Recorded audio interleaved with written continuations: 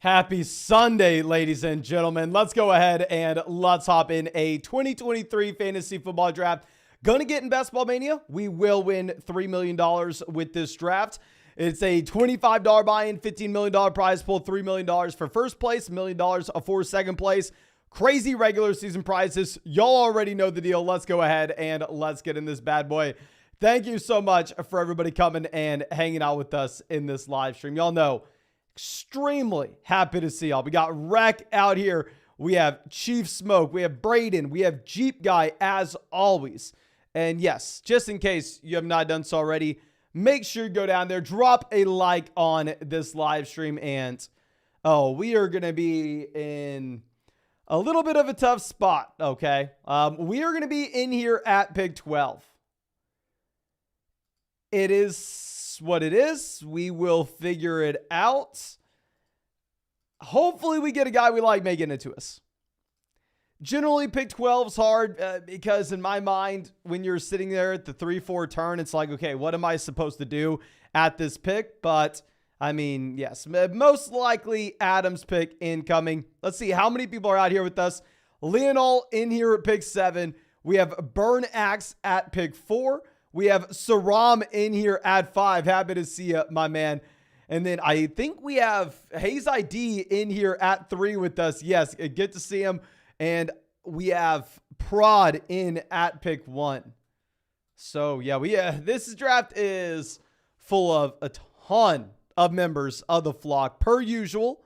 We'll find a way to make it work. We will get this going. And Prod on the clock now. At pick 1, he decides to go ahead and take Justin Jefferson. And really quick, just in case you don't know what's going on, these are underdog drafts. They're best ball, so they're not any time commitment at all during this season. It's how I drafted 700 teams and won $150,000 last year on Underdog.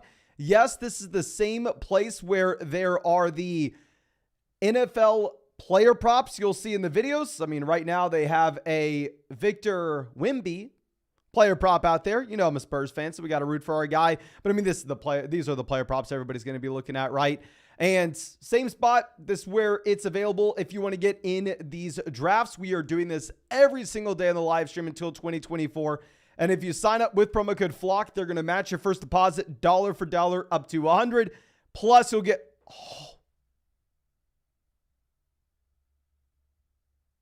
Michael Thomas off the board at 6. What the hell?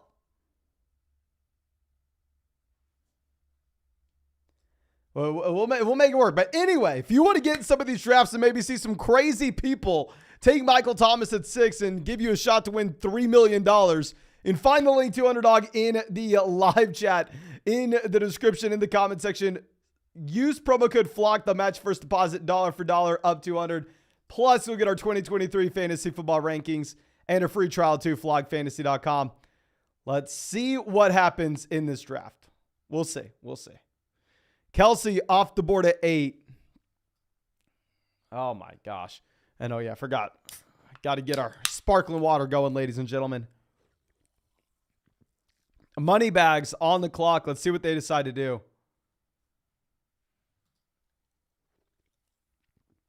Eckler goes to pick 9. Eckler wasn't really in our sights here at the 1-2 turn. We generally weren't looking for Eckler. Tommy Nose decides to go Nick Chubb. So we're going to start Bijan Robinson, CeeDee Lamb. Let's freaking go. Y'all know generally I am not drafting a lot of Bijan Robinson. Up until this point, Bijan Robinson's been primarily an avoid for us because earlier in the offseason in these underdog drafts, he was going at picks 4, 5, and 6. I thought that he belonged in the same tier as guys like JT, Saquon Barkley, Austin Eckler.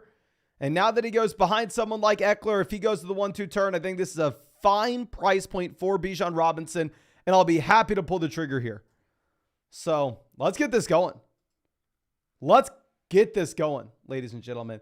Jeep Guy says he usually waits until round 2 for Michael Thomas. Pretty funny, my man. Okay, Amon-Ra St. Brown goes to pick 11.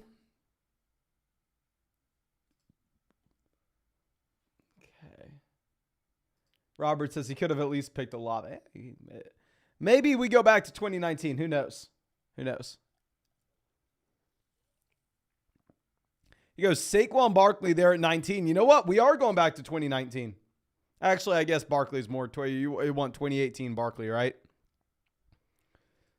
But nonetheless, Barkley goes 19. I love Barkley at that price point. I don't know, though. But DT coming out, thank you so much, my man. Says, hey, Mason, how to get into a draft with you guys. So first thing is, obviously, sign up for Underdog. I'm sure you've heard me say that spiel a bajillion times by now. Second thing is, if we're going to do a private draft, I will specify that like on the live stream. I'll say, hey, everybody, we're doing a private draft. You're going to find the link in the live chat. It's going to be a $3 league or whatever. And we'll send that link out and it'll be labeled like $3 Underdog draft. Or if we're going to get into a tournament draft like this is with Best Ball Mania, then we will just go to the lobby and I will click Best Ball Mania, enter, and you can try to click it and hit enter at the same time. It doesn't guarantee that you're in the same exact draft room as I'm in. So if you want to make sure that you're guaranteed to be in the same exact draft room, I'd wait to a private draft. But okay. And yeah, this is a Best Ball Mania draft. This is not a weekly winner draft. Yeah, and you know what? Pick 6 may actually just be Michael Thomas in this draft with us, which is a little scary because it may mean Michael Thomas is going to get suspended. I don't know. We'll see. No, yeah, DT, thank you so much for being a member of the flock, my friend. Thank you. 49ers Collection says he just got Diggs and Adams at pick 8. That is beautiful. Prod says the only person who gets in every draft with Mason is me. Yes, Prod is literally out here in every single one. It's crazy. All right, so let's see what the team at 6 decides to do now. And Jalen Hurts off the board at pick 28. So that team that goes Tyreek, Devonta Smith, Jalen Hurts is probably pretty excited about that start. Isaiah says, do you hear about the Javonte Williams news? Yeah, so essentially Javonte's coming out saying, oh yeah, guys, I'm good to go. I'm feeling great. And I've drafted a lot of Javonte Williams because we've talked about trying to take players that can move up dramatically in these drafts or move down dramatically. But in general, I want to be taking those guys that are going to be very volatile from this point on because, hell, this is a $25 buy-in, $3 million. We draft for everything to go right, and we try to actually win tournaments. So I've drafted a lot of Javonte Williams, but at the same time, I'm not sitting here jumping up and down with excitement, right? Because there's the outside chance that, hell, this is like a J.K. Dobbins type situation. Now, putting in work decides to go with the super bully tight end strategy of Kelsey Andrews. If you go through the historical data, this is really bad, and I generally would not be doing it. I think that you can go with the pseudo bully tight end strategy and have a little bit of a unique combo and a unique build and make it to the fantasy football playoffs. Like if you were to go through and take, say, Kelsey and then Pitts in round 7 or Goddard in round 7. Or even in Kittle around 5 or 6. But to go like tight end round 1, tight end round 3, I'm not a big fan of that. Okay, so Mari off the board. CJ Cat goes Breece Hall. Lamar Jackson is essentially an auto pick for us here. Now, in general, I would rather have Najee Harris over Calvin Ridley. The primary question is, can we get away with passing on a wide receiver and only taking one wide receiver through the first 4 rounds? So if we go over and look at the player props on Underdog, this is one of the reasons why in general I'm trying to go ahead and fade Calvin Ridley. Is he Ridley projected for 855 receiving yards? Like this is the same as like Deontay Johnson who goes in round 6, Godwin who goes in round 5. I mean, these guys project to see. It's very difficult for me to take Ridley here. Now, at the same time, you can make an argument, well, Mason, you want a unique build. There are going to be a lot of teams that are able to take Najee Harris at pick 37. That's exactly where his ADP is. There won't be that many teams that can take Calvin Ridley pick 37. He has an ADP of 32. So if you want a unique build, maybe we go ahead and go down this. I don't know. We're going to go ahead. We're going to take Calvin Ridley. I've not drafted a lot of him because he usually goes in the middle of round 3 in these Underdog drafts. Maybe we mix it up a bit because we get him at the very beginning of round 4. I don't love it. Generally, I think Najee is probably a better pick. But Chris coming out with the donation. Thank you so much. My man says, what's up, Mason? Happy Sunday. Question for you in a Dynasty Superflex startup. Is there a draft spot in a 10-team league that you hate? about to draft soon. So in a 10-team Superflex startup, it's going to be a little more difficult because it's not like all quarterbacks see that rise in value because the supply and demand is thrown off in that 10-team Superflex league. So in general, once you get off the like a true elite level QBs, once you get past like Justin Herbert, I would say really picks 9 and 10 are going to be really difficult in a 10-team Superflex startup in general. As long as you get like a top 5 pick, you can lock in an elite level quarterback. I'd like it. Okay. So let's move this over. Big Twinkie says, why is Michael Thomas at pick 5? Are you kidding me, my man? Are you really having asked this? I don't know if you heard, but Michael Thomas is winning leagues this year. If you're not taking him at pick 6, you're behind the curve, my friend. Yeah, the guy at 6 knew that I would have taken Michael Thomas if he would have made it to us at pick 12. And Brock, this is a Best Ball Mania draft. Best Ball Mania. Okay. Now, Travis Etienne going off the board here, pick 42. Love the value of Travis Etienne. That team at pick 7 is honestly probably better than ours. Diggs, Olave wide receiver, quarterback Josh Allen, and then running back Travis Etienne. Beautiful, beautiful, beautiful. That team at 7 is phenomenal. I love that. Okay. Yeah, I've never seen Michael Thomas fall this far either, my friend. I mean, just like who the hell is taking Tyreek Hill over Michael Thomas nowadays? But Tommy Nose says the bully tight end is Hawk and Fry. Yes, the true bully tight end there. Leonol says that's me at 7. Yeah, my man, I am jealous of your starter. That is phenomenal to go. Diggs, Olave, Allen, Etienne. I mean, getting that insane Josh Allen value while stacking him with Stephon Diggs is incredible. Jeep guy coming out says, took your advice in your breakdown video and traded Brees for Nick Chubb. Too much Dalvin to the Jets buzz. Only had a package Dotson to get it done. Love it, my man, especially considering that it was a shallower, like 10-team league where I'm sure that you're going to be able to go out there and make plays on the waiver wire. Love that, my friend. Love it. All right. So DJ Moore goes to pick 47. I think we assume that Bobcat Special there decides to go ahead and take Justin Fields on the way back around at pick 50. And yeah, I really like that team at 2 as well. Unless they go Burrow there at pick 50. Never mind. They could either go Burrow or Fields. They go Mixon. Okay, I was not expecting that. Team at 3 goes Burrow at pick 51 to stack up with T. Higgins. It's really surprising. I was almost like 100% confident they were either going Burrow or Fields there over Joe Mixon. So let's swing this back around. Fields still available. Justin Fields goes to Ram at pick 53. Love that pick of Justin Fields there. I mean, in a tournament style contest, makes so much sense to grab Fields at that price point. Okay. So far we have Lamar, quarterback. Running back, we have Bijan. Wide receiver, we have CeeDee Lamb, Calvin Ridley. Okay. Sanders goes off the board there at 54. Brandon, I wonder if we could go with like a super unique build going Justin Herbert at pick 60 and then taking Quentin Johnston on the way back around at the 7-8 turn.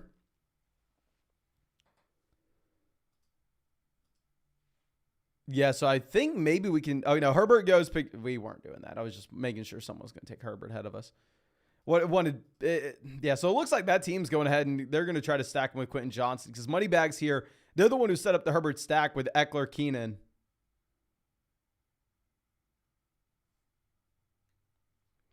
Andrew, this is Waterloo, orange vanilla, sparkling water. And the badges, I'll explain the badges in just one second if you don't know what the badges are. Okay.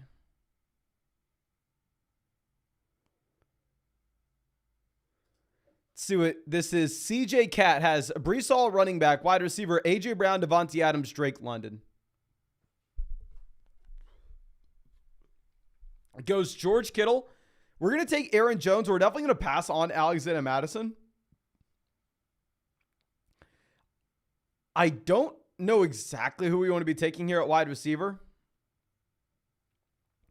My issue with taking Deontay or Hollywood is these are guys that were going in round like 7, round 8 in some of these underdog drafts like a month ago in Best Ball Mania. So are we just going to get outkicked by some teams that were able to draft them then? If that's the case, does it maybe make a little more sense to go ahead and take Jackson Smith and Jigba?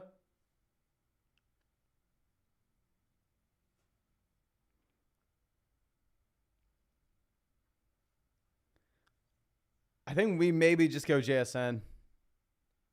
I know people aren't going to like it. And I'd say from a median projection standpoint, yeah, Deontay and Hollywood are probably better picks. But if we're taking into account the overall tournament structure as well as trying to optimize for weeks 15, 16, 17, I don't hate JSN there.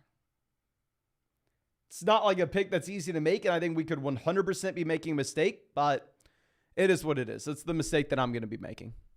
So now, wide receiver, we have CeeDee Lamb, Calvin Ridley, JSN.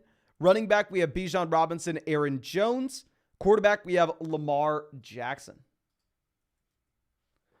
Imagine if we would have had Andrews making it to us there, pick 37. That would have been beautiful. Okay, so let's swing this over. Yes, almost as bad as the MT mistake. Almost as bad. Okay. Brandon says, wasn't JSN being drafted later as well? No, JSN, when these contests just opened at the end of April, was actually going at the end of the 5th round. Hollywood Brown and Deontay Johnson, those were the guys that were going in round 7. And that's the same reason I'm going to pass on Madison. Y'all know we took a ton of Alexander Madison around 9.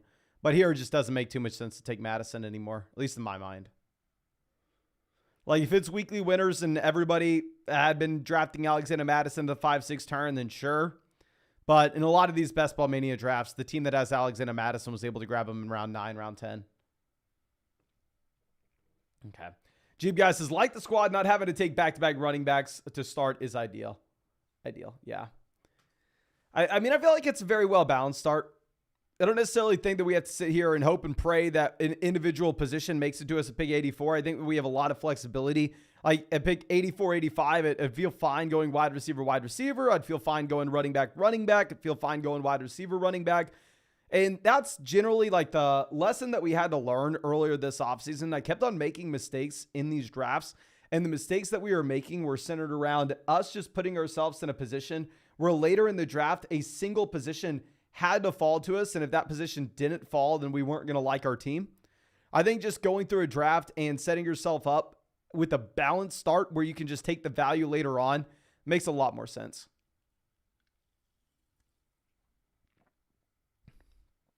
Okay, so we have Darren Waller off the board there at 71. Lawrence still falling. Naturally, when the Calvin Ridley team passes on Lawrence, you'd assume that he slides past his ADP a bit. Let's see if the Christian Kirk team already has. Yeah, so Prod is actually the Christian Kirk team. He has Mahomes, so I doubt you see a Lawrence pick here.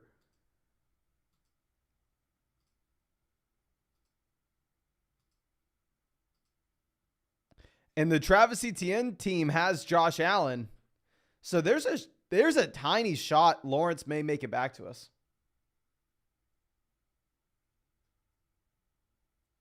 There's a tiny shot. We'll see.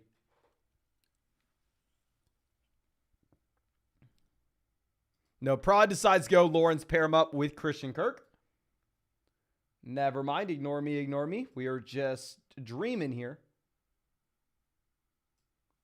Okay. So let's swing this back around. DeAndre Swift goes off the board 74. Dameon Pierce still available.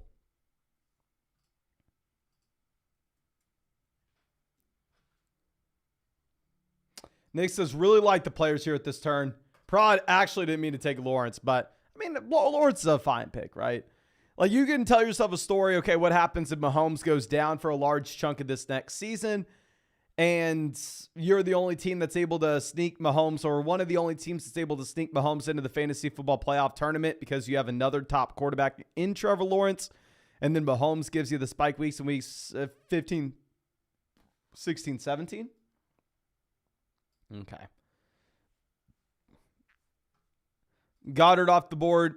Pickens off the board. I mean, y'all know those are guys that I like in general. Okay. This is the Michael Thomas team here. So let's see what they decide to do. You never know. Never know. They decided to go ahead and take Evan Ingram there, pick 78. Evan Ingram definitely was not in play for us with that selection in particular.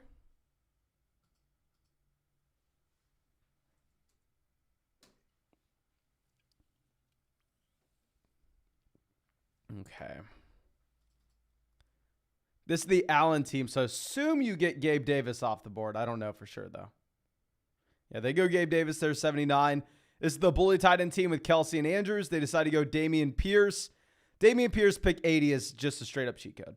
Like, if there was ever going to be a team that worked out with a bully tight end strategy, it's this one. Getting Najee pick 41, getting Dameon Pierce pick 80, getting Amon-Ra St. Brown 17 and Hollywood 65. That team just has some ridiculous values. Watson off the board. Rachaad White goes 82.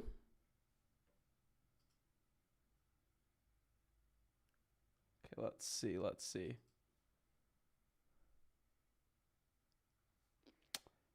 And yeah, I don't know when the next Underdog tournament's coming out. I mean, Underdog has a lot of tournaments out right now, so I'd assume we don't get a new one for a while. Okay, we're going to definitely take David Montgomery here. That's not really up for debate with us. If you look at my rankings, we're actually going to have Kadarius Toney lower than this. But in general, if you're going to get a player falling like 11 picks past ADP, and Toney really only goes the 6-7 turn, kind of makes sense just to go ahead and get him and take up this ADP value for the rest of the field. Like, still, I'm going to be very underweight Kadarius Toney because I think he is going pretty high in these drafts compared to what his actual range of outcomes is. So I'm still going to be underweight Toney, but if I'm drafting, say, 600 teams this next season, I could still take Toney in like 15 of them and be very much underweight the rest of the field, and will only take Toney whenever he falls 11, 12, 13 picks past ADP. So yeah, well, this will be one of the very rare drafts we draft Kadarius Toney, but nonetheless, wide receiver, we have Lamb, Ridley, JSN, Toney. Running back, we have Bijan, Aaron Jones, David Montgomery. Quarterback, we have Lamar Jackson. But Jesse coming out with the donation, thank you so much, says, 12-team PPR keeper league. Who are we keeping? First round, Kelsey. Second round, Evans. Third round, Etienne. Fourth round, Mahomes. 8th round, Toney. 9th, Olave. 16th, Stevenson or AJ Brown at ADP. Thank you much, love. No, thank you so much, my man. So I would say if we're ranking these guys in order with keeper cost in consideration, I'd probably prioritize Chris Olave, Ramondre Stevenson as the top guys. You get Ramondre Stevenson for pretty much free. You get Chris Olave, 9th round picks, pretty much free as well. And then afterwards, I'd probably say first round Kelsey, 4th round Mahomes, then 3rd round Etienne, and like the last guy, probably like 2nd round Mike Evans or 8th round Kadarius Toney. So I don't know exactly how many players we get to keep, but definitely really like the prices on Olave, Stevenson. Then afterwards, Kelsey and Mahomes. Then Etienne. And then Evans and Toney are kind of neutral for us. Okay. Ashton says, I'll take Toney 30 to 50 picks after ADP. The thing is, like, y'all know, I generally am not drafting Kadarius Toney. I think he's a very bad pick at ADP. But while I can say that, I can also admit at the same time that I'm an idiot and I could always be wrong, right? What happens if I am wrong on Toney and Toney's actually a good pick this next season? And trust me, I know last year we killed it, right? I mean, our must-avoids in Cortland Sutton, Michael Pittman were like the biggest bust in fantasy football. Our must-drafts, our 3 most drafted guys, Jacobs, Mahomes, Waddle, were like the 3 biggest hits. So last year we were great, but trust me, I've had the biggest whiffs before. The biggest whiffs you could ever imagine. Like, y'all know 2019 when Chris Godwin was the wide receiver 2, and he was like every fantasy football analyst favorite player on the planet. I thought that Chris Godwin was way overhyped, and I said I would never draft Chris Godwin, blah, blah, blah. And then he went from being like a 4th, 5th round pick to being the 2nd wide receiver overall in fantasy. So if I'm going to draft over 600 teams, I don't think it's the worst thing in the world to go through and hedge in a few spots where we could be wrong. Okay, now Kamara off the board. A.J. Dillon goes.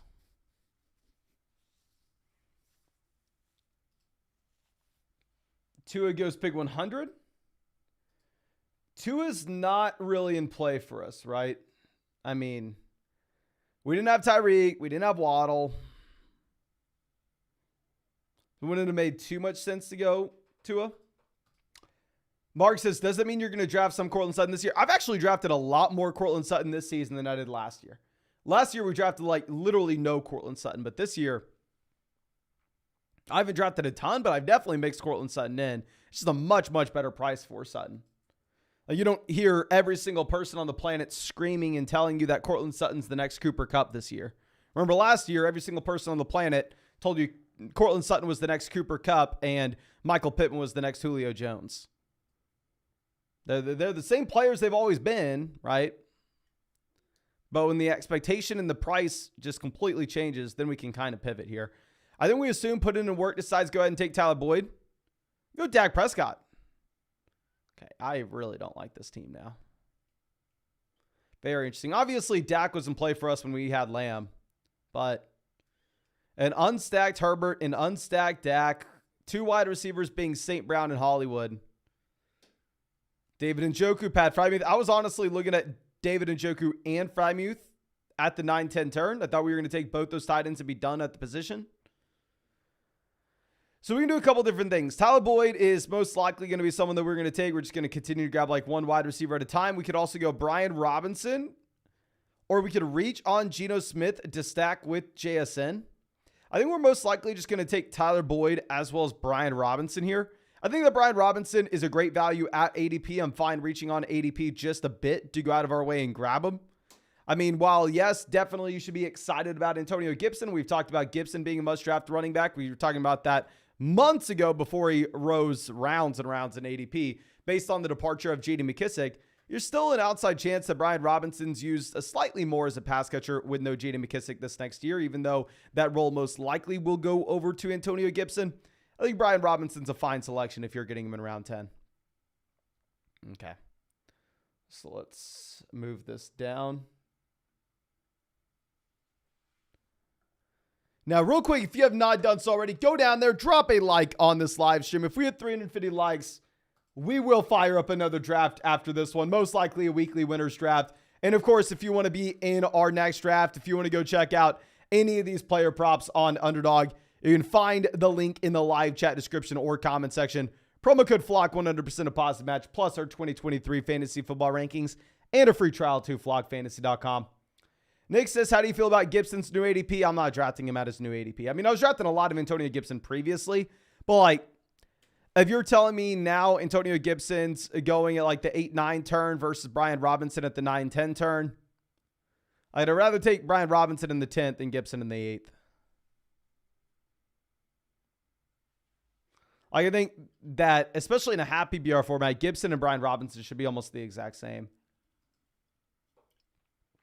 A to Z, thank you as always, my man. Says, thanks a bunch, Mason. In a Dynasty Superflex PPR, took Bateman in the 10th round of startup over Tony, Cook, Sutton, etc. Stacking with Lamar. What are your thoughts on Bateman? I think Bateman does have a wide range of outcomes. I actually talk about this in a video that comes out tomorrow. He's a player that has a low floor, but a really high ceiling, which is kind of what you're looking in the later rounds, right? I'd say I'd probably decide to go ahead and take Kadarius Toney over Bateman just based on the situation that each wide receiver is in. But yeah, I would definitely take Bateman over Cooks, Sutton. And if you had Lamar, I think you'd make a strong argument to go Bateman over Toney.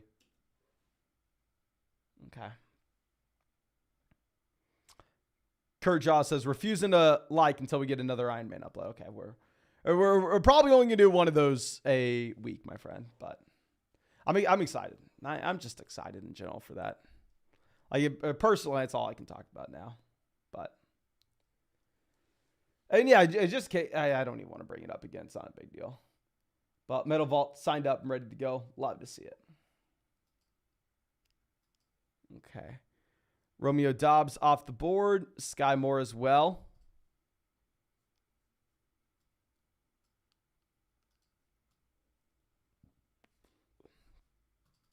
Let's swing this back around. So I wouldn't be surprised at all. Bobcat decides to go ahead and take Geno Smith here. They go Rodgers. Ooh. Interesting to see them go Rodgers considering the fact that they actually had DK Metcalf. Maybe they can still go Geno at 122, right? Pra decides to take Zay Jones, get the double stack with Christian Kirk, Zay Jones, Trevor Lawrence.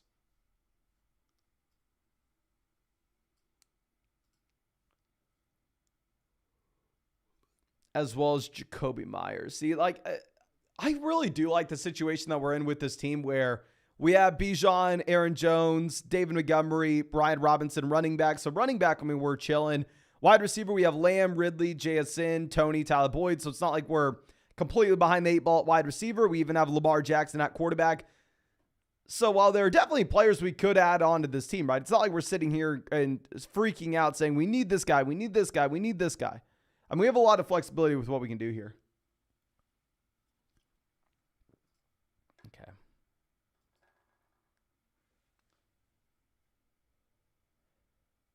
Jamal Williams goes, we may get Geno Smith making it back to us. That was the Tyler Lockett team. So we've made it past the DK Metcalf team. We've made it past the Tyler Lockett team.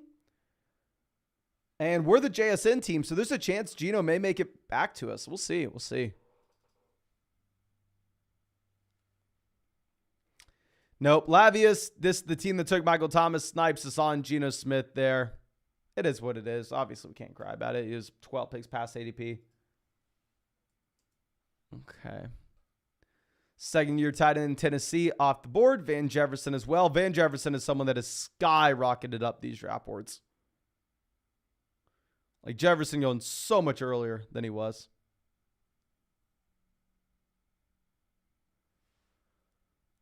Okay, money bags on the clock. Also only has one QB. They have a double stack there of Watson. They have Watson with Elijah Moore as well as David Njoku. Rondell Moore, 130. And then we go McKinnon and maybe Kincaid, or we go McKinnon and Gallup.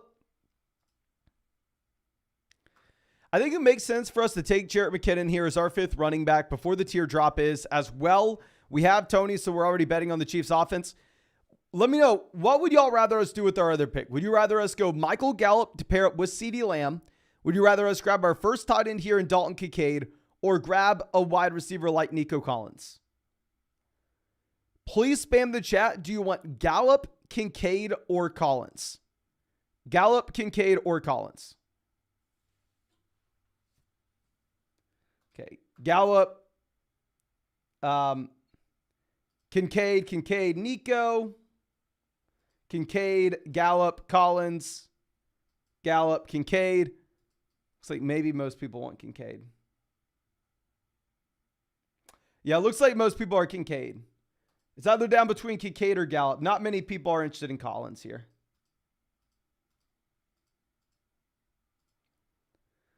Okay, but Cody coming out says, I think Van Jefferson teams get outkicked now. Yeah.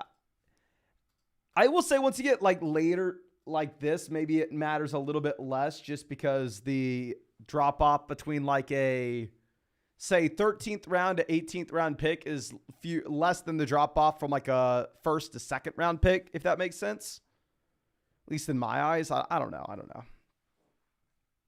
We had Bush Sports on a video on flogfantasy.com with me, and we broke down a bunch of different things, and he made a strong case for Van Jefferson there. Made a strong case for Van Jefferson. Okay, Nico Collins finally off the board, 137. I believe he had an ADP of like 123 or something. Tank Bigsby off 138. Okay. Swing this back around. At this point, we're definitely wanting to see running backs go. So, yeah, I think we're done at running back when we have Bijan, Aaron Jones, David Montgomery, Brian Robinson, McKinnon. We're going to be drafting 3 tight ends when our first guy is Dalton Kincaid. Probably only going to be drafting 2 quarterbacks whenever we have Lamar. But we'll make it work. We'll make it work. I still think it's a good team. It would have been great if in this last round we would have been able to go Elijah Mitchell Or if we would have been, I don't know. Actually, I guess we couldn't go Elijah Mitchell and Jarrett McKinnon. Kind of would have been in the same spot, right? We were just taking one running back and having to figure out between the other guys. But Bryson coming out of the donation, thank you so much. Says 10-team PPR redraft, double flex, one quarterback. We have Lawrence, Russ, Walker, Charbonnet, Ramadre, Dobbins, Hall, Najee, Garrett Wilson, Chris Olave, London, Pittman, Tony, Dotson, Hawkinson. What do you think of it? Okay, so with it being a redraft league, I'm assuming that's going to be a little more difficult for us to actually go through and make trades. I would say in general, if I'm wanting to make any moves with the team, which I like a lot, but we just have so much depth, right? Where we're sitting here with possibly like 6, 7 startable running backs. I would love to go ahead and I would love to like package together the combination of like J.K. Dobbins as well as say a mid-tier wide receiver, whether that's London, Pittman, Tony, Dotson, but be able to package together like Dobbins and one of those wide receivers for an actual elite wide receiver option. Like if you could go Dobbins and Pittman and get like Garrett Wilson, or like say Dobbins in London and get Garrett Wilson, Amon-Ra St. Brown, Jalen Waddle, any of those guys. I think it makes a lot of sense. I mean, this is a team with just a crap ton of value, but we just also have a ton of depth at the same time, right? And in a 10-team redraft league, depth's going to be easy to come by, so it's not like we have to build around a lot of it. Okay, Kyler Murray off the board there as a third QB. Interesting to see Kyler go that early. Okay, so quarterbacks that are in play for us, Derek Carr, not really. Jordan Love's in play considering the fact that we took Aaron Jones if we really wanted Love.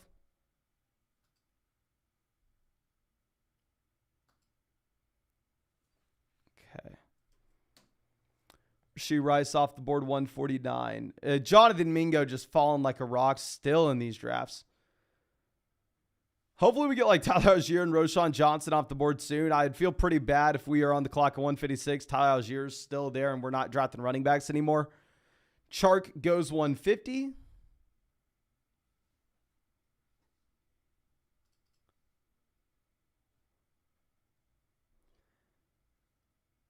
Osborne 151.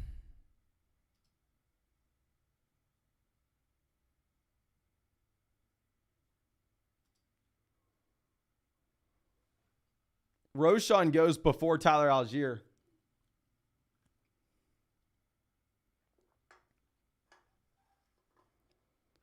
Okay.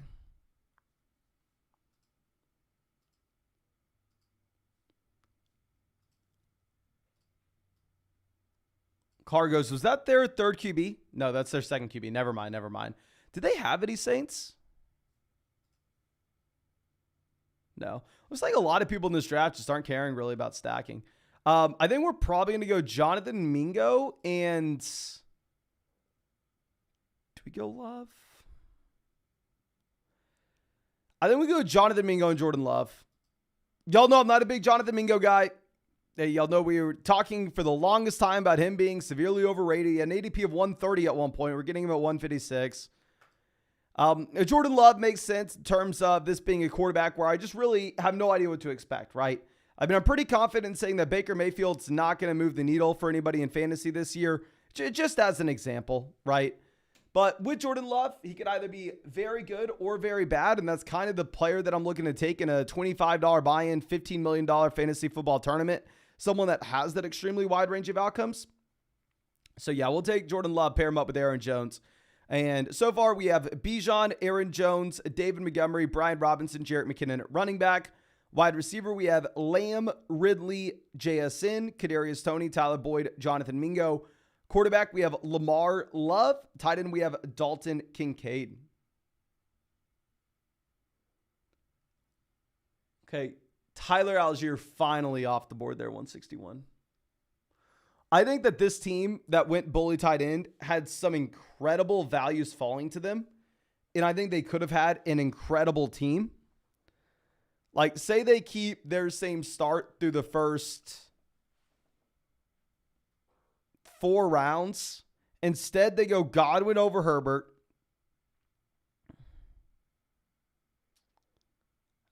Is that really the only thing you need to change? I don't know. I like the team a lot.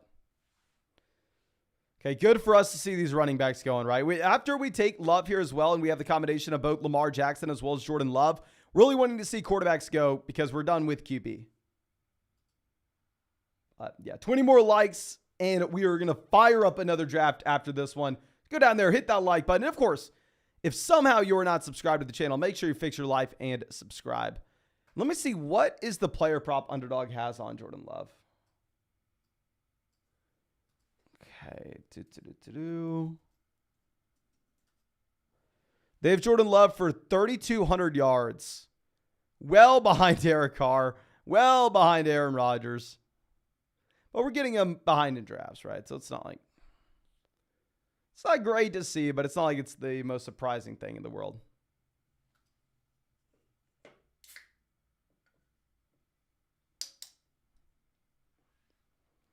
Okay, Juwan Johnson. We still need to grab 2 more tight ends.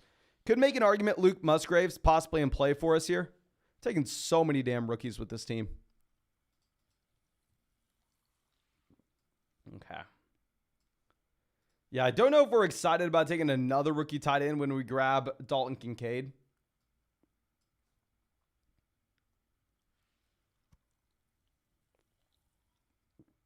Paris Campbell goes 172.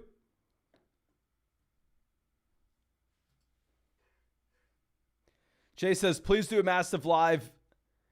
If we do a $1,000 draft on Underdog Live, it's going to be a big, big event, and you are going to see the title say something like $1,000 live draft. You know, it's not going to be like, oh yeah, let's just casually hop in $1,000. You know, we're going to have to turn it into a big event if I'm going to have to justify us doing a $1,000 draft. Okay, Cordell Patterson off the board, 174.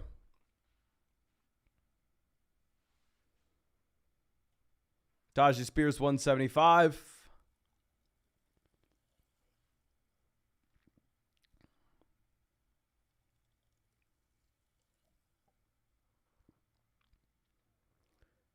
You're just kind of stuck in no man's land here. Jaden Reed goes. If Reed would have made it to us, it would have been beautiful, right?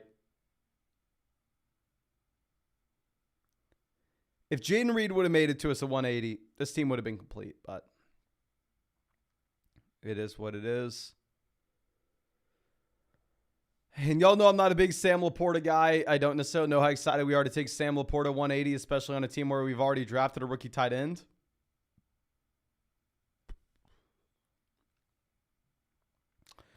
Sabres, yeah, we will fire up another 24-hour live stream if we hit 200,000 subscribers on the channel before the season starts. If we hit 200K on the channel before the season starts, we'll fire up another stream. I mean, another 24-hour live stream.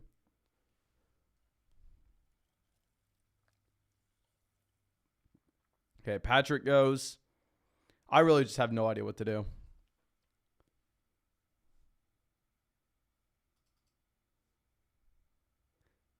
Tim goes Purdy. I think we're going to take Dawson Knox and somehow convince ourselves that having Dalton Kincaid and Dawson Knox on the same team is not the worst thing in the world.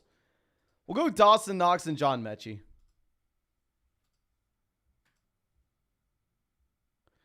Probably not ideal. We probably shouldn't do it, but it is what it is. I make mistakes all the time.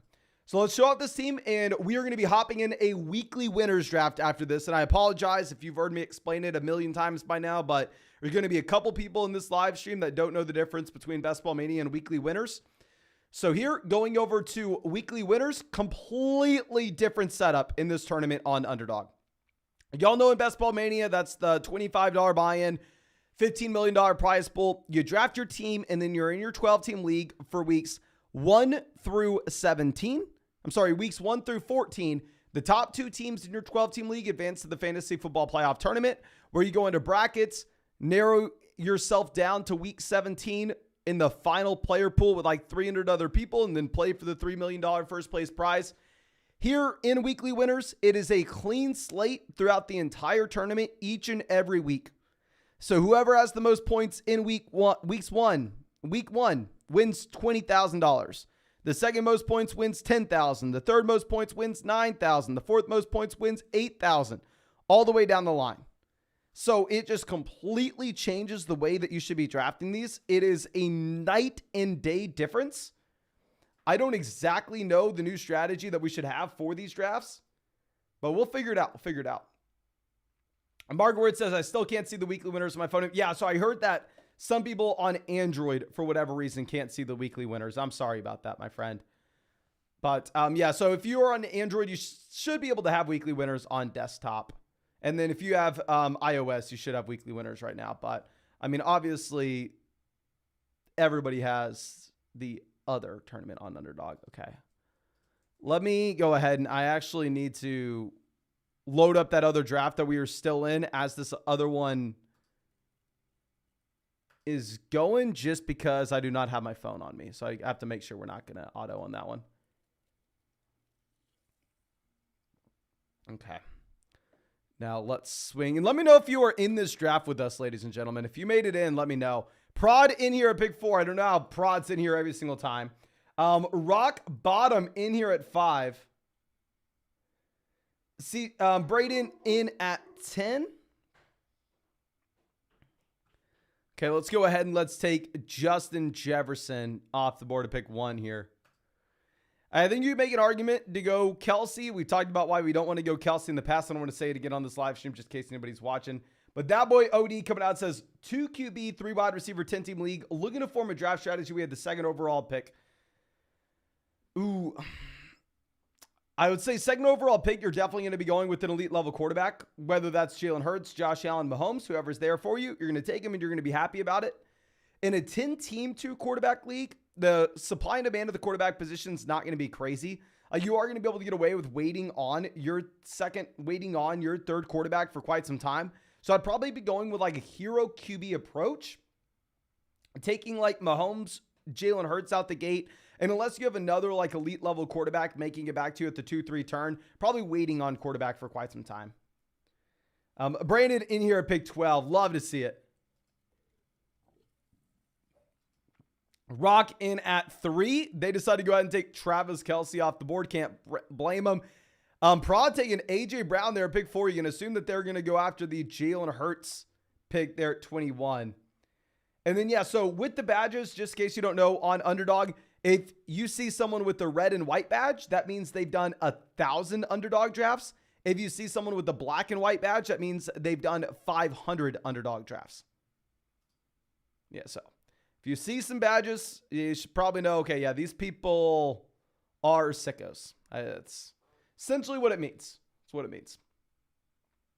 Okay. Now, CMC makes it all the way down at pick 6.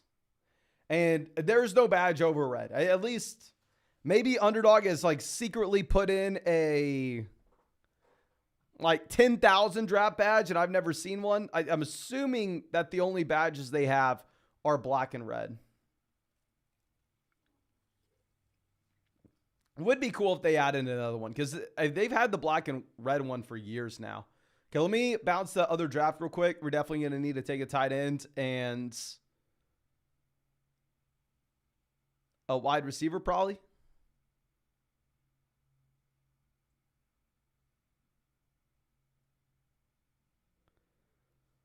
Oh, I don't know. We should be doing this other draft.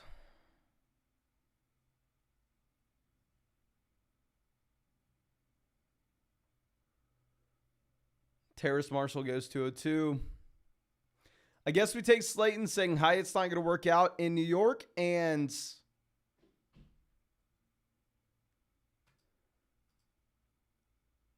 go Musgrave and say, I guess we have the Jordan Love double stack. I don't know. Probably not great. Probably not great. Okay, so Jalen Hurts goes off the board there, pick 13. You have Josh Allen off at 15.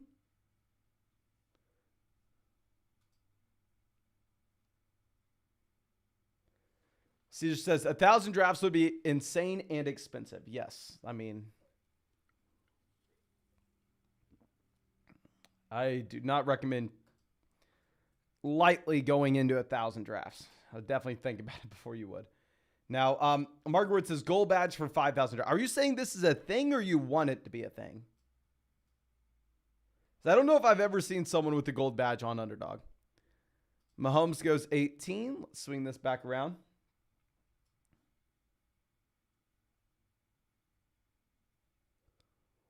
Waddle 19. Taylor 20. Prod goes Mark Andrews 21. Obviously, when we're here at the 2-3 turn, the dream is that we're able to get Lamar Jackson, Mark Andrews. Doesn't happen in every single one. It is what it is. We can't sit here and cry about it.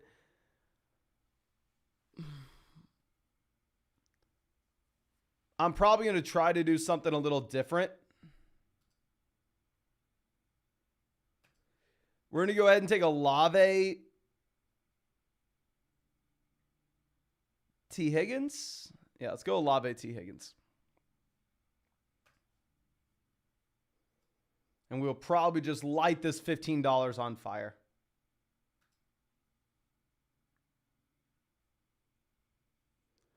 Yeah, the Chase team goes Burrow, and then you have I Love Fantasy taking Lamar Jackson at 27 to pair up with Kelsey. So I'm sure Prod not too happy about that. Not too happy about that. Trility says, I want your rankings, but Underdog's not available in Michigan. Yeah, so real quick, Underdog's not available here, but if Underdog's not available in your state and you still want our 2023 fantasy football rankings, you can always get them on flockfantasy.com. And of course, it's for anybody. I mean, hell, that's where I spend most of the time working is on flockfantasy.com. And if you sign up with promo code FLOCK, you're going to get 30% off any subscription to flockfantasy.com. And yours truly will go through and break down your fantasy football team. Plus, we have an integration with flockfantasy.com as well as Underdog Fantasy. If you are a paid member of flockfantasy.com, go to your account page. And if you put in your Underdog username, there will be immediately $10 added to your Underdog account. And that's obviously including whatever you get if you made a deposit with promo code FLOCK and it doubled. So say you made a deposit on Underdog Fantasy with promo code FLOCK and you deposited $10 and they doubled it to 20. And then you were a member of flockfantasy.com and you went and put your Underdog name in your account page on flockfantasy.com, you'd have $30 in your Underdog account.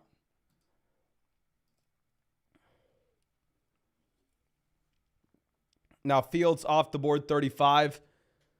Y'all know my strategy with the quarterback in general. I think all these elite level teams should only be taking one QB, but you just never know what's going to happen in a weekly winners draft. I mean, it does create a ton of variance where sometimes you'll be able to build a true super team, and other times, in the majority of the times in my case, you will just look like a complete fool and a complete idiot. Okay.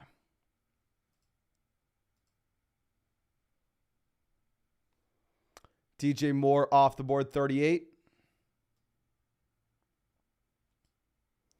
Brees Hall finally off in the 4th there.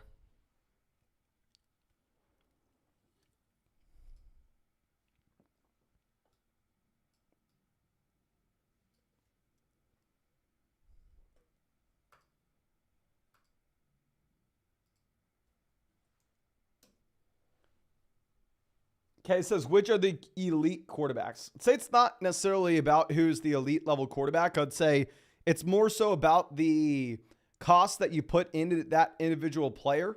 So if you were to go through and take a quarterback, say in round 2 or in round 3, you essentially have to say, okay, this guy will be elite. Because if that guy's elite, good luck outscoring. If that guy's not elite, good luck lighting your 2nd round pick, your 3rd round pick on fire and still being able to win $20,000.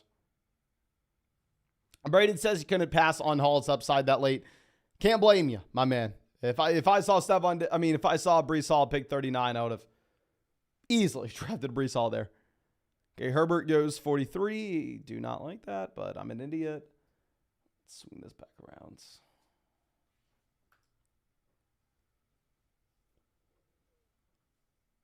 Rock bottom on the clock.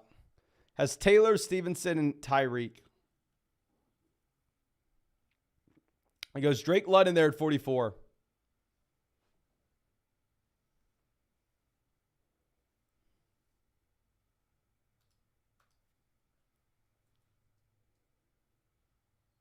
Okay.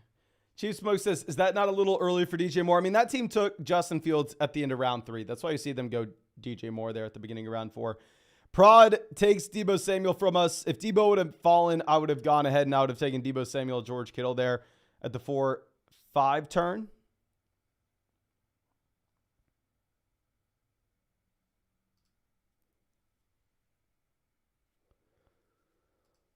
Okay, this team has Burrow, Pollard, Chase. I wonder if we see a Mixon pick. not, we'll probably go Mixon. We'll see.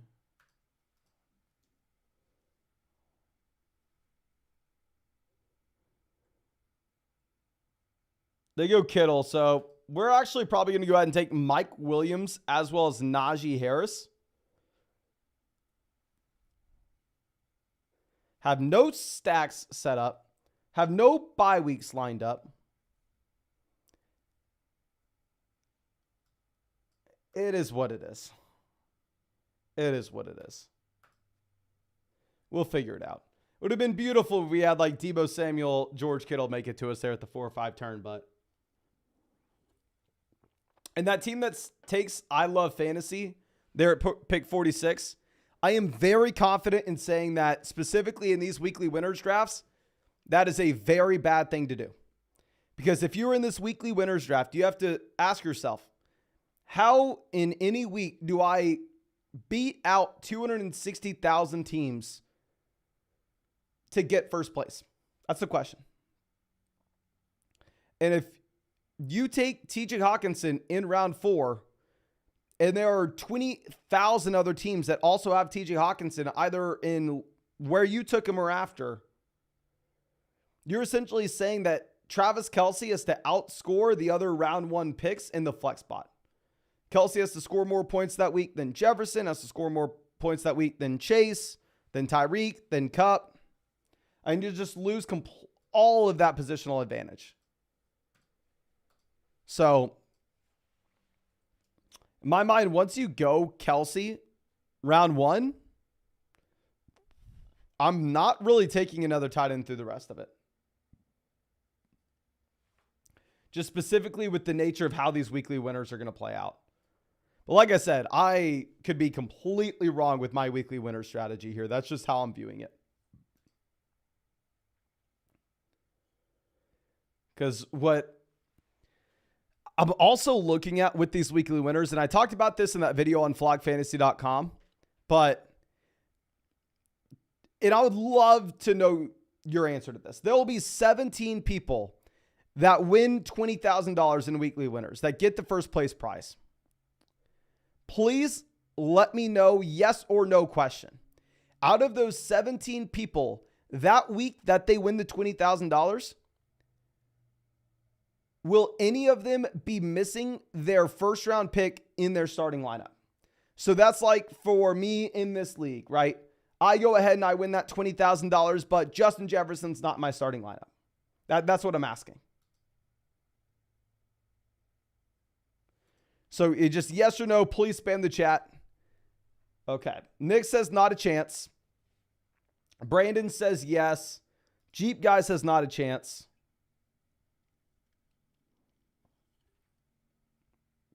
Okay, I think that's the only feedback we have out of 500 people here. DJ says no, yes, slim chance, no.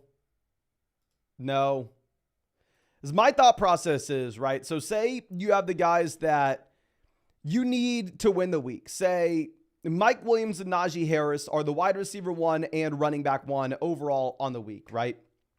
For us. And we took them at the 4 or 5 turn. That's beautiful. But out of the 260,000 other teams, am I going to be the only team that has the combination of Mike Williams, Najee Harris? Probably not. Probably a lot of other teams that do. So even if, say, Justin Jefferson disappoints and Justin Jefferson doesn't go into my starting lineup, well, at the same time, what if the other team has, say, Jamar Chase and Jamar Chase does great? They're going to leapfrog me and their first round pick's going to play in that format. So I don't know. Mike Evans lines up with a bye week here for us with week 5. Michael Pittman lines up with a week 11 bye for us. So we're probably going to go weeks 5 and 11 here with Mike Evans, Michael Pittman. In my mind, Michael Pittman, wide receiver 39 in ADP here is a little too cheap. We'll figure it out. This is probably very bad as well, because if you go through and look at this, out of our first 7 picks, if we were going to win a week here, 2 of them have to be on the bench.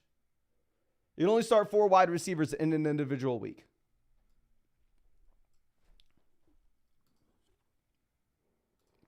So it's weird.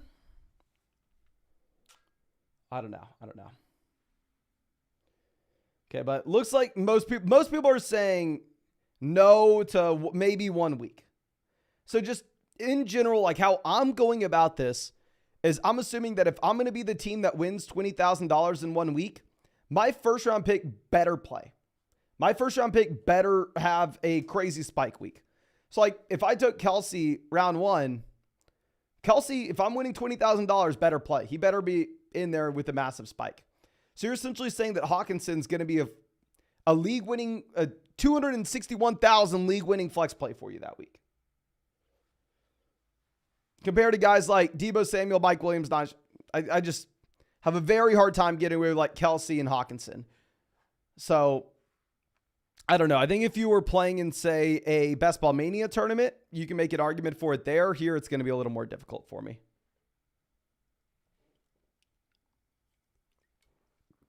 Okay, so, but I mean, keep in mind, I'm saying this fully knowing that we have a horrible team. Not a horrible team, but not a good one. Okay, let's swing this back around. Rashad White, James Conner off the board here. Pick 81-82. Brandon Cooks goes, so Jordan Addison falling a considerable amount, which is interesting.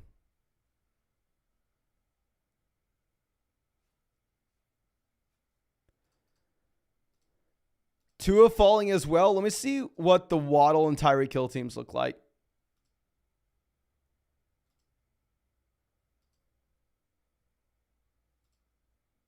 The Waddle team has Herbert.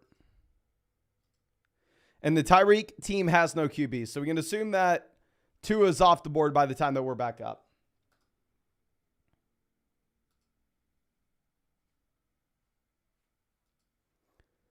Okay, Addison goes 86.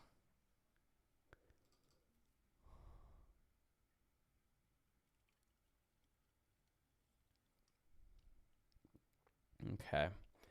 Lining up buys, we're good with a week 5 buy. We're good with the week 13 buy. Week 11 buy.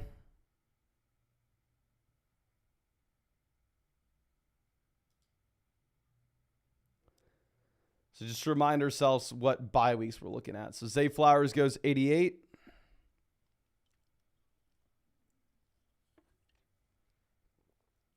Pacheco 90. Tua off as well.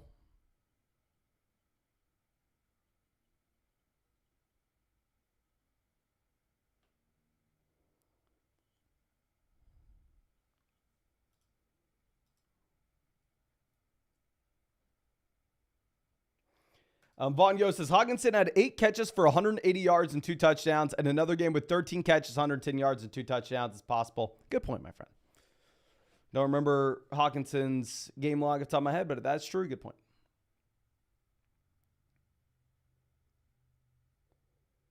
See what this team does.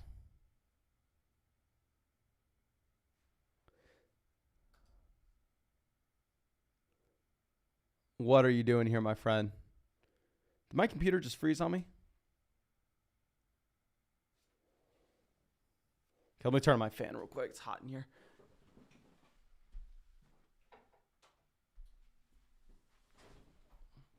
Okay, we are on the clock. Everybody's gone. Anthony Richardson went 92. That sucks for us. We're actually probably going to take Evan Ingram here as the tight end that can still do something. Do we go Evan Ingram and Alvin Kamara? We have the Saints stack with Chris Olave there. Yeah, we're probably going to go Evan Ingram, Alvin Kamara.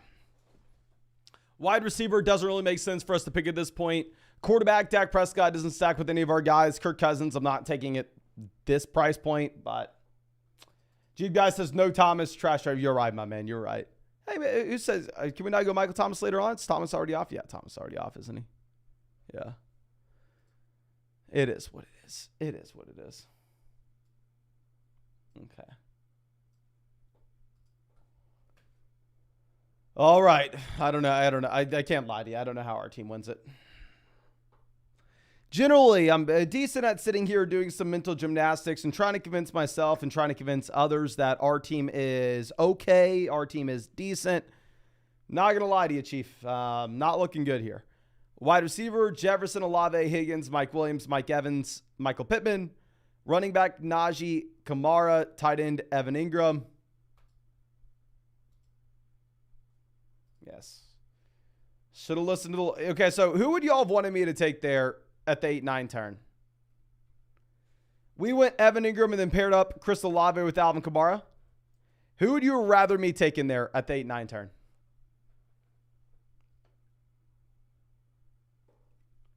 Alex says, I mean, this ain't bad. Seems like a high floor team. That's the issue. We don't care about the floor at all. The only thing that matters in these weekly winners drafts is going to be the weekly ceiling of the team. It's the only thing that matters. Okay. Ashton would have rather seen David Njoku. So Njoku over Evan Ingram, is that what you're saying? We can't go Evan Ingram and David Njoku there. Caesar says Dak. I don't see how we go Dak there, to be honest. Caesar says, how much protein / calories do you consume daily? I don't track them, my friend. I eat a lot. I'll tell you that much. The answer to this, a lot. Maybe as we get a little closer to the Ironman, I have to be a little more serious with it, but and I'll probably make a video on like the Ironman channel about this at some point, especially if we start actually tracking stuff. We'll make a video at some point. And of course, quick side note, I know 99.999% of y'all will not care, should not care, but we did start a just Mason Dodd YouTube channel. If you just look up Mason Dodd Ironman, it should pop up. And I'm literally just going to be going through and like vlogging, more so like keep using it as like a personal journal with like my experience of preparing to go through and compete in an Ironman.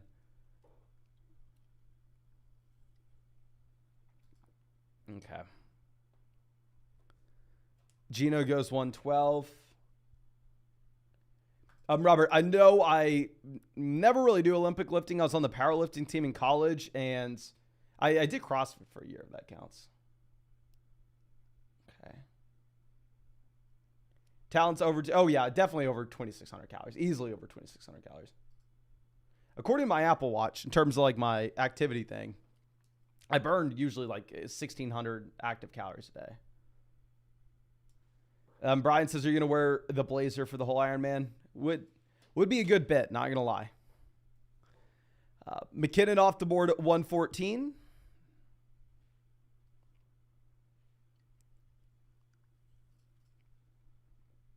Odell 115.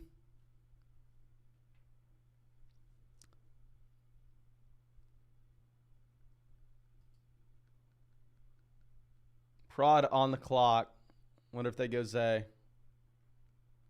They have Lawrence Kirk stacked up. Yeah, they go Zay. Cousins goes 118 to a team that took Lamar Jackson because why the hell not? I mean, a wide receiver, they have Ayuk, Bateman, Sky Moore. Tight end, they have Kelsey Hawkinson. They have no idea what's going on in this tournament. A.J. Dillon off the board as well. So that's great for us, of course. Now I have literally no idea what to freaking do. Daniel Jones has spike week upside, but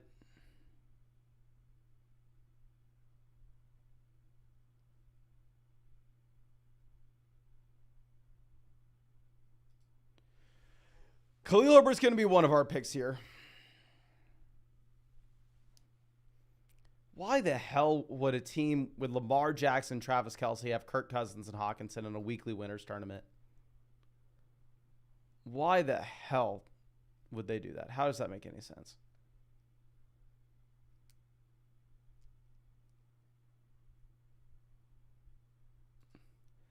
Do I just go Daniel? I don't know what to do, ladies and gentlemen. This team's crashing and burning. You're watching this team crash and burn live.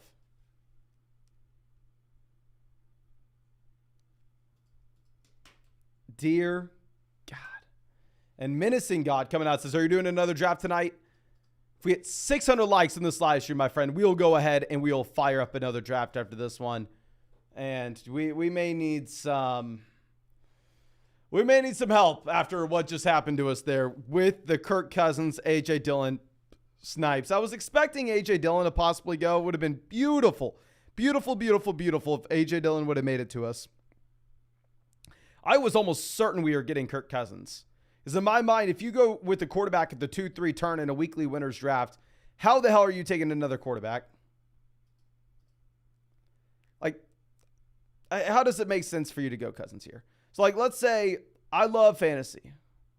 They have Kirk Cousins and TJ Hawkinson spiking together. And all of a sudden, Cousins and Hawkinson are the QB1 and tight end 1 on the week.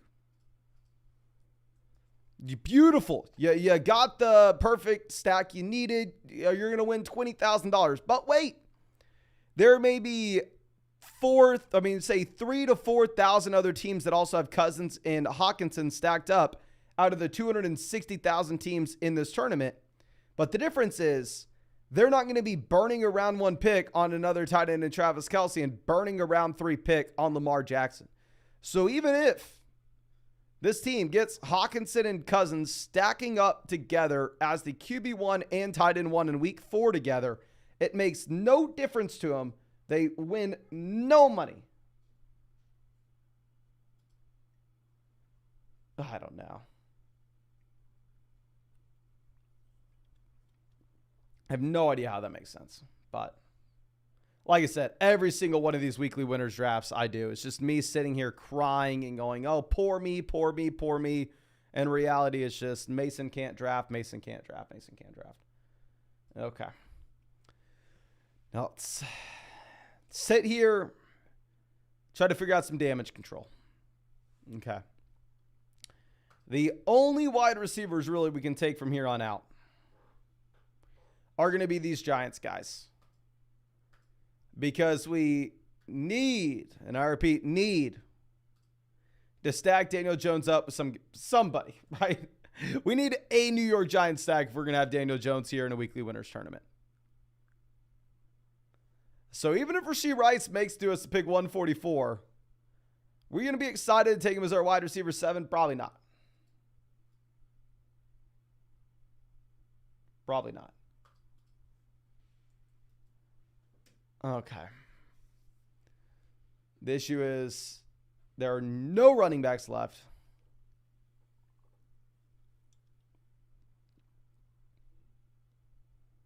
Okay.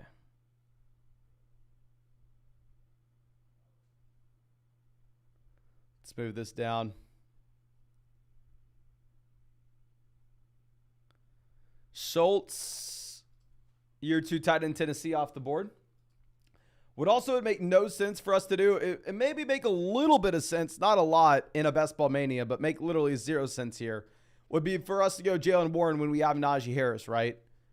Because what's the possibility of Jaylen Warren winning $20,000 any given week while Najee Harris also does well? Probably slim to none.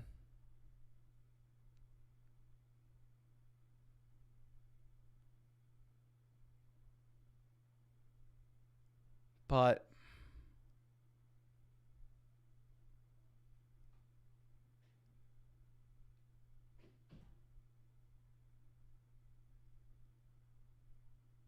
it is what it is. Higbee off, Bigsby off.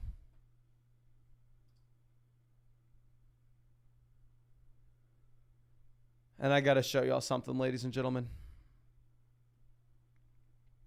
Actually, I'll show it tomorrow. I'll show it tomorrow.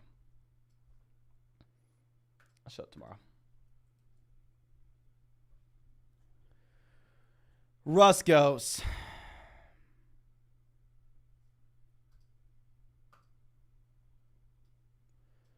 We're reaching on Tyler Algier here first off.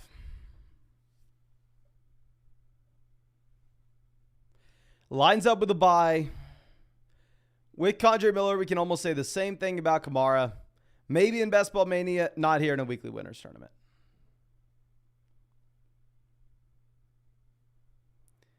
Maybe we want to go ahead and grab another tight end as well. If we're looking at tight ends that stack up, we have Mike Williams. We have a week 5 bye week thing going on here. Maybe we decide to go ahead and take Gerald Everett. That's going to be it at tight end. I don't know, ladies and gentlemen. This is beating me down. This is beating me down. So here, wide receiver, we have Justin Jefferson, Chris Olave, T. Higgins, Mike Williams, Mike Evans, Michael Pittman. Running back, we have Najee Harris, Alvin Kamara, Khalil Herbert, Tyler Algier. Tight end, we have Evan Ingram, Gerald Everett. Quarterback, Daniel Jones.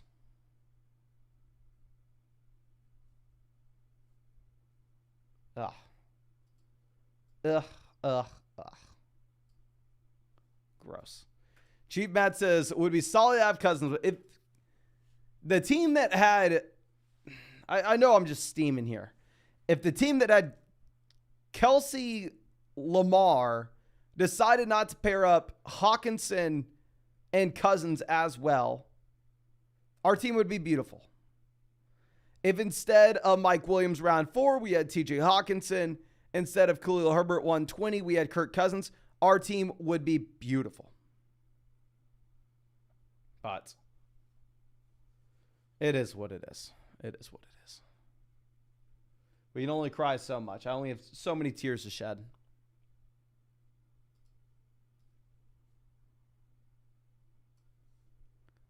Okay, we have some wide receivers going. Good for us. Joshua says, it's tough to draft a weekly winner team with the number 1 overall pick. We should have just taken Kelsey. Prod, ask him what we think of his team. Let's go ahead and let's check out Prod's team here. Prod, A.J. Brown, Mark Andrews. I mean, no, maybe if we would have had Andrews and Lamar at the 2-3 turn, everything would have been all right as well. But obviously can't bang on that. But A.J. Brown, Andrews, Devonta Smith, Deebo Samuel, Christian Kirk, Trevor Lawrence, Swift, Javonte, Samaje, Perine. I think it's a fine team. Definitely better than our team. To be honest with you, my man, I don't think it's anything like super, super special. I think it's a good team, though. I think it's a good team. Okay.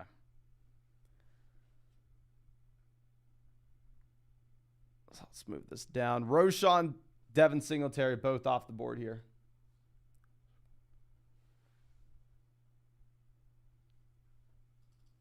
Okay. Swing this back around.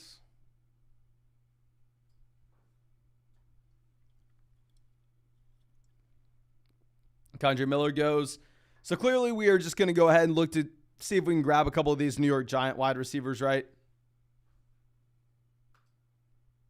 Prod says, yeah, if that team wouldn't have taken Lamar, everything would have been a lot better. I agree with you, my man. Oh, I agree with you. Not going to argue against that.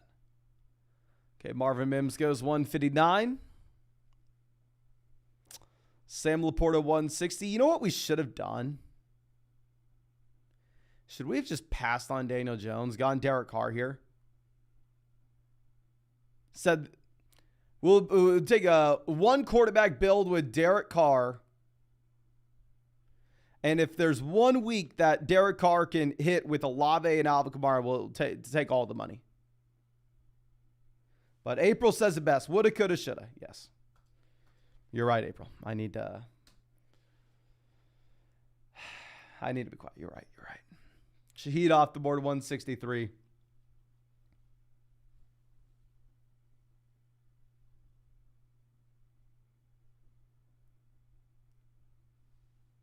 Mostert 164. Gainwell off. Chart goes.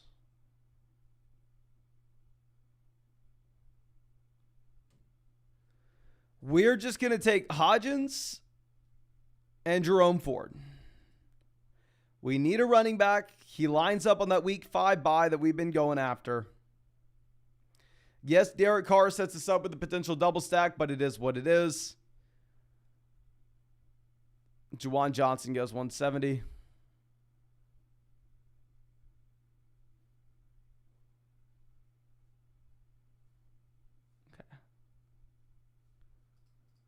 smooth this over.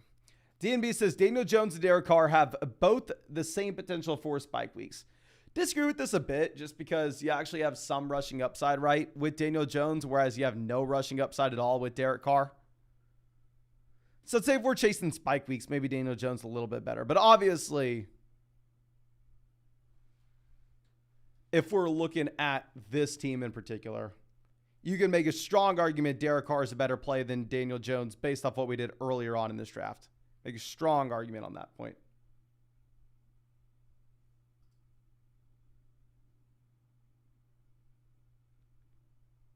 Okay. Charles says Jerome Ford is just a backup who won't get any look with Nick Chubb being healthy. Yeah, I understand that. Jerome Ford's not winning us $20,000 with a healthy Nick Chubb. Jerome Ford is winning us $20,000 if Nick Chubb were to go down due to injury. Trust me, I'm not sitting here jumping up and down thinking, oh, you suckers, Jerome Ford's going to be the running back one in Cleveland this year. Yeah, I know he's not, my friend. Okay.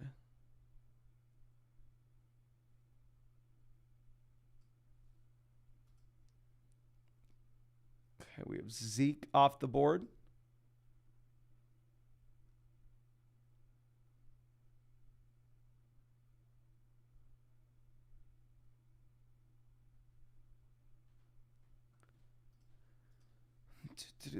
Cordell Patterson goes 182. We're still in play to possibly grab one of these Giants wide receivers.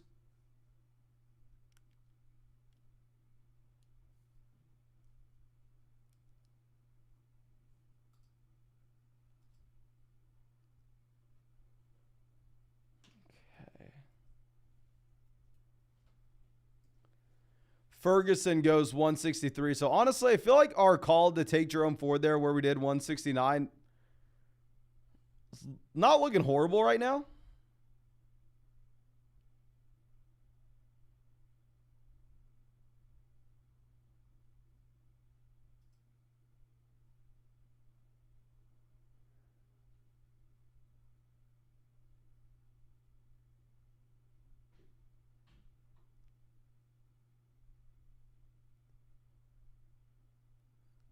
Okay. Jeff Wilson goes.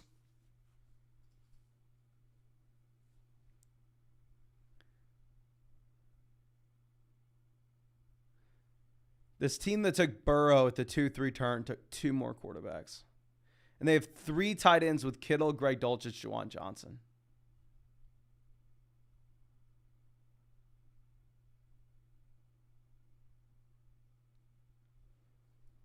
Richie James off 188. Brock Purdy 189.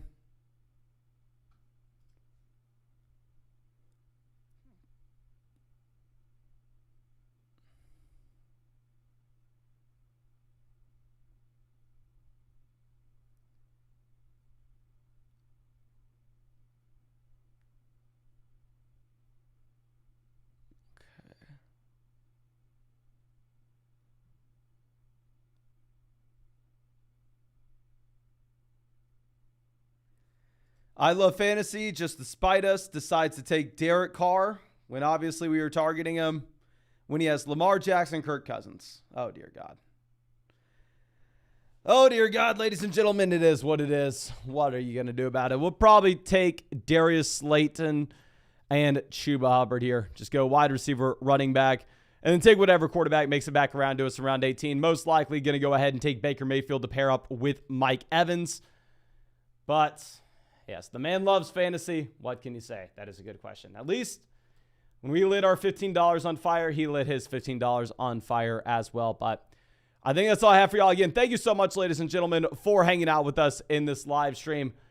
Really, really do appreciate y'all. Tomorrow, hopefully, I am able to come back, make a decent fantasy football team for once in my life. We'll see. It is much easier said than done for a person like myself. But we'll give it a go. We'll give it a go, ladies and gentlemen. But thank you so much, everybody, for hanging out with us. And, of course, if you want to hop into our draft tomorrow or the next day, the day after that, we'll be live streaming every single day until 2024. Be doing these underdog drafts. Go sign up to the link in the description, live chat, comment section, promo code FLOCK. Match your first deposit, dollar for dollar up to 100. Plus, we get our 2023 fantasy football rankings. Free trial to flogfantasy.com, as well as, I don't know what I was going to say. Sorry. I was about to, just thinking this where it's available. I don't know. I'm an idiot. I will see y'all with the live stream tomorrow. Thank you so much for everything, ladies and gentlemen.